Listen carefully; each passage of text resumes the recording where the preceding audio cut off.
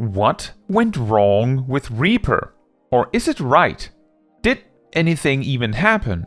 Interestingly, depending on who you ask, Reaper might be just fine and just needs that one thing to be perfect. Or they might have no idea what is actually up with Reaper. Or they might just be excited that someone is asking about Reaper in the first place. Now, jokes aside, there are definitely some things to talk about here. Both some good, some bad, so what exactly is wrong or right with Reaper now? Let's talk about it. For a bit of a positive introduction, Reaper, as it is a perfectly capable and fine job and can bring enough damage to the table to justify its position. It has 4 particular points it shines especially bright in. The first one is simply that among the melee DPS, well, it sort of depends on the exact damage profile of the damage you're taking who has the truly best one. Reaper's defensive cooldown Arcane Crest often stands out as exceptionally impactful, providing both a 10% HP barrier and a combined 250 cure potency for the entire raid on a short 30-second cooldown. Compared to the competition, we have Samurai's Tengetsu, which can mitigate more damage overall and heals more, but only for themselves. Monk's Riddle of Earth mitigates more and can heal for more, but its radius is tiny and the cooldown is much longer, so it only wins when this bigger burst is needed. And Ninja's Shadeshift is only better in niche situations. The second point where Reaper shines is in the sort of relaxed nature of most of its rotation. Compared to other jobs, Reaper has very few cooldowns to keep an eye on, while also having a very relaxed filler rotation, only interrupted sometimes by its fast enshroud windows, although they are pretty much on rails for the most part, leading to a relatively simple rotation to follow. That is not to say Reaper does not have its own complexities, but the basic simplicity of the rotation can be a draw. The third point, which sometimes comes up, is that due to how Death's design works, Reaper's gauge generation, and so to some degree damage output, scales with target count. Specifically the count of targets that are going to die. This one is definitely a smaller plus, but it is there, I will admit. I almost forgot about it. The fourth point where Reaper shines brightest is in its capacity to stockpile resources for a burst. For many jobs, their capacity and limit to stockpile resources is exactly however much they already use in their 2-minute burst, with cooldowns further limiting wiggle room. The particular jobs that can even hope to compete with Reaper on the capacity to stockpile fall a bit short due to the sheer amount of resources Reaper can stockpile, on top of holding cooldowns. Red Mage can stock up 2 full melee combos and then assist further with a modification for a third, and this sequence would place Red Mage close to a 4th melee combo. Machinist can hold 2 full hypercharges and barrel stabilizer, and a full battery gauge on top of their tools for another over half battery. And Viper can hold 2 reawakens on top of Serpent's Ire. Reaper, by comparison, can hold their Harvest Moon, 2 full enshrouds, Arcane Circle, which is 1 more enshroud, a full soul gauge, and 2 soul slice charges. This allows them 3 full enshrouds, and aside from 2 rather mediocre soul slices, get to chain a slightly weaker burst into a 4th enshroud, enabling Reaper to stockpile possibly the greatest amount of extended burst among the DPS. But that is kind of where the praise ends. So, what is Reaper bad at? The problem isn't actually that Reaper is particularly bad at any specific thing, it is more that Reaper isn't great at or better than its competitors in any particular discipline besides the ones I mentioned before. Starting with Inflexible on target switching. Death's design makes Reaper very reluctant to switching targets a lot. Granted, Ninja's Dokomori and Kunai's Bane can make things awkward too, but as those are specifically in bursts, it is easier to work around it. Switching target for Reaper effectively means that you have to start up with a Shadow of Death, unless you can conveniently Whirl of Death as you switch over or something, but you'd still have to do that. Interestingly, this was also a problem for Viper right at the launch of Dawntrail. Noxious Nash, for those that remember. And indeed, needing to reapply your debuff every time you switch to a new target really adds up and causes Reaper problems in any fight where you have to switch to adds, or god forbid there's 2 bosses. We'll get back to this. Gauge negativity.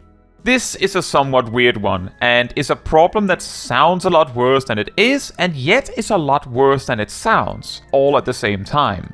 The simplest explanation is simply that where, for example, a Viper generates slightly more than 100 gauge in the span of 2 minutes, allowing them, when combined with Serpent's Ire, to use 1 reawaken on the odd minute and 2 in the even. Reapers generate less than 100 Shroud gauge on average per 2 minutes in the course of a full uptime fight. What this means, in the context of a full uptime fight, is that as you approach the 10-minute mark of the fight, there will be a point where you just don't have an Enshroud under the common assumption you get 1 in the odd and 2 in the even minute. Where this becomes more of a problem, quote-unquote, is that this can also mean that Reapers can be more heavily impacted by downtime periods than other jobs, as they are already in the red when it comes to gauge generation, where other jobs may have a bit to give and be fine. Depending on the timing, because of the fact Reaper has both Gluttony and Soul Slice to help maintain their momentum, it might be just fine, but this specific issue of gauge negativity also leads to Reaper being a bit less flexible in other ways. A notable example of this is that due to Reaper's gauge negativity, despite other factors such as personal damage output usually weighing more heavily, Reaper is often the last melee DPS you'd ask to limit break, as it ends up too costly for the Reaper to be the one doing it, assuming the fight continues past the limit break, which adds further to Reaper's inflexibility. Weird ranged options. Among the melees, Reaper has some of the better ranged options. The problem here is that Reaper's good ranged options are rather specific in their use. Harvest Moon, you get 1 off per time you can soul sow. So, as an example for the current raid tier, you get 2 on the extremes, and essentially 1 in each of the other fights. The other solid ranged options are Communio and Perfectio, both of which are situated at the end of Enshroud. One being specifically on the 2-minute burst Enshroud, so unless the time you need the ranged option happens to naturally align with this, the ranged capability of these actions is a kind of whatever. Which leaves Harp, which is actually also alright. Between the melee DPS, it has a pretty decent potency for a spammable ranged attack. The weakness of Harp is that aside from the Harp right after a teleport, it has a cast time, making it very clunky to use. But it is worth mentioning, it makes for a decent option if you have to leave melee range for precisely 1 GCD. The real problem, once again, is that someone else does it better. If you actually need a melee DPS with a strong ranged option, I don't know why you would specifically seek this out, but you do you, then Viper is by far the best at that with Uncoiled Fury. Ninja's jutsus also make for a solid competitor to Reaper, with a significant portion of its burst being entirely ranged too. While Samurai and Dragoon lack the randomly available ranged options that Reaper has, their capacity to jump out, do an attack and come back with enhanced NP and enhanced Piercing Talon makes them close to equal to Reaper in that very specific category, which leads to the more glaring issue. Someone has to be the weakest. When it comes to log data on the current raid tier, Reaper either loses to every single other melee DPS in performance, or ranks somewhere in the middle, not being the top dog in a single one. Someone has to be the weakest when you compare data in this way, and Reaper isn't so weak that it is a problem to bring it. In fact, outside of specific cases, you probably won't really notice the difference between bringing a Reaper or a different melee DPS. But due to the position Reaper is in, being alright doesn't help it much, as for a lot of players, Viper feels like slightly easier and stronger Reaper, which may sometimes be the case. Meanwhile, the other 4 melees shine brighter in each their own category. This means that Reaper is mainly brought by players that actually just like Reaper, and isn't in it for the numbers or because it brings some specific advantage to the table. It's Reapers for the sake of Reapers. 2 particular cases where Reapers hit extra for some of its niche weaknesses are both Vamp Fatale and the Extremes. On Vamp Fatale, the Coffee Maker forces the Reaper to restart Death's Design twice, The add intermission can force the Reaper to restart Death's Design a few times, depending on how much target switching is necessary. And then the Hell in a Cell is one more case where the Reaper may need to restart Death's Design once or twice. On the Bros, every boss swap represents a potential restart, and the bubble phase is one more on top of that. Let's just say that Reaper's log data on the Bros very clearly indicate how problematic this is for the job. Reaper's problem.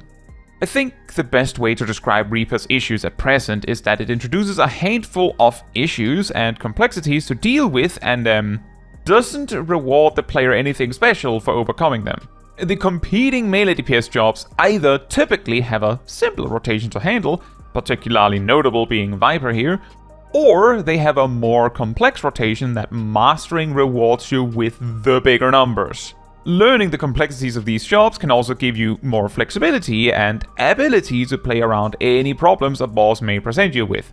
Meanwhile, due to the stiffness and inflexibility of Reaper, at times, mastering the job may feel more like finding a way to force your way to work on the boss, regardless, or just minimizing your weaknesses, which might also not feel great. Another, much weirder issue Reaper runs into is the gear sharing problem.